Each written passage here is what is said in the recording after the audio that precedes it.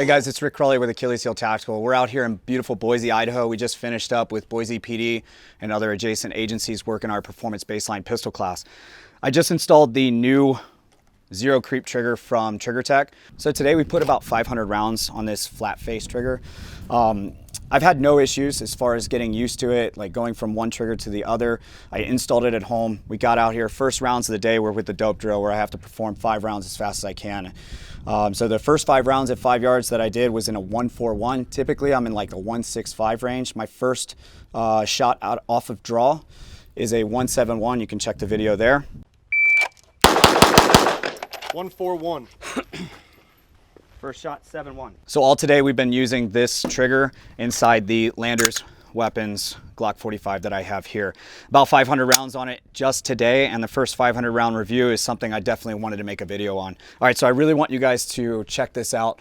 From placement, a finger on that trigger, you get to this wall position, and right there, that is truly your limit advance on this trigger. As I add pressure on this trigger,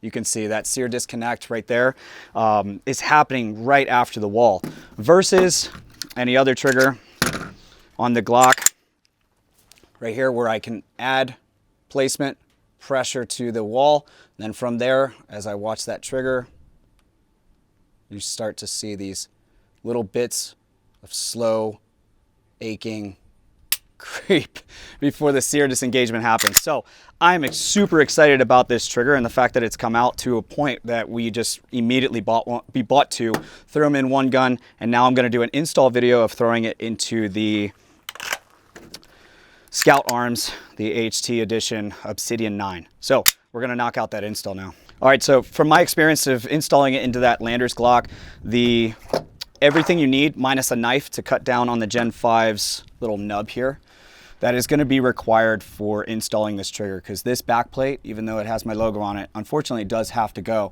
We're going to have to cut this little nub off of the frame there. So you're going to need a knife. Everything else is in the box. So unboxing this real quick. So those are the parts. So I take this out. You see you get a little patch here from TriggerTech, some replacement springs, trigger returning springs. You got obviously the manual, warranty, and instructions there. This is a little, on the back end of this, talks about the technology that's in this trigger. So you guys can see that, read on that.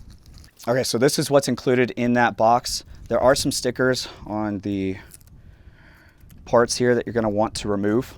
And then after you removed it, it's now time for install.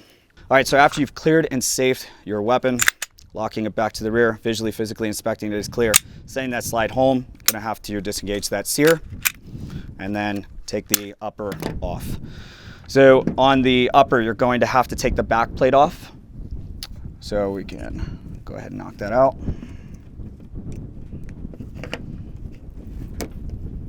And that piece has to go. It does not need to be removed. And then the TriggerTech back plate is going to go on. Once that's on there, you're done with the upper. Everything's completed there. All right, so once the upper's done, I'm just going to go ahead and remove the 2 trigger pins here just by punching those out.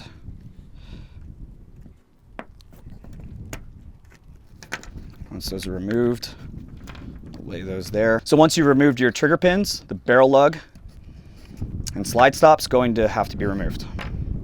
All right, so once the barrel lug and the slide stop are removed, we can go ahead and pull out the old trigger. Throw that over there. Obviously my gun is heavily used, so if you want to knock out a quick cleaning, you can knock out a quick cleaning before the next step. But the next step is actually on the Gen 5s, removing this polymer nub. So this is where the knife comes in. So with that nub, all I'm going to do is add a little bit of pressure, take it right off. So as you guys can see, that is going to require on those Gen 5 frames, you taking that nub completely off there, smoothing it out.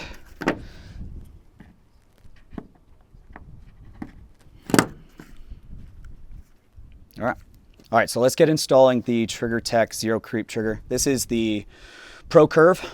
I've been shooting the flat face all day today. I'm not too sure if I'm going to notice much of a difference, but I go ahead and get it installed there.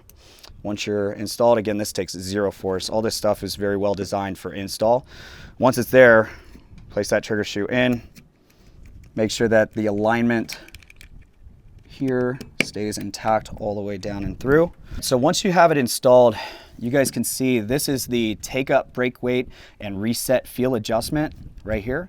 And you got a plus sign going counterclockwise of turn, and then you've got obviously reduction or minus sign going clockwise on the turn. Now it does include within those springs in the bag the adjustment Allen key that you can use to make adjustments on.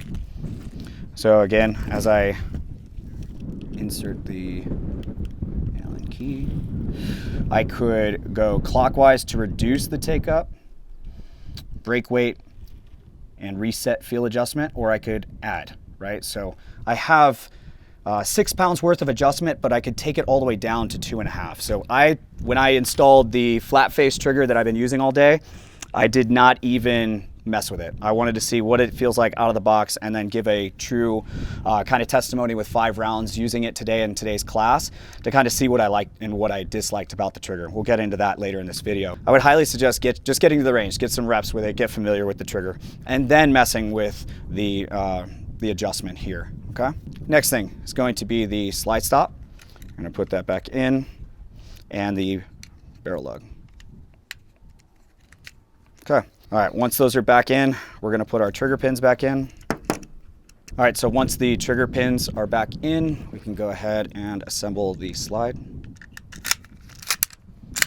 Lock it back to the rear, quick functions test, make sure everything's good.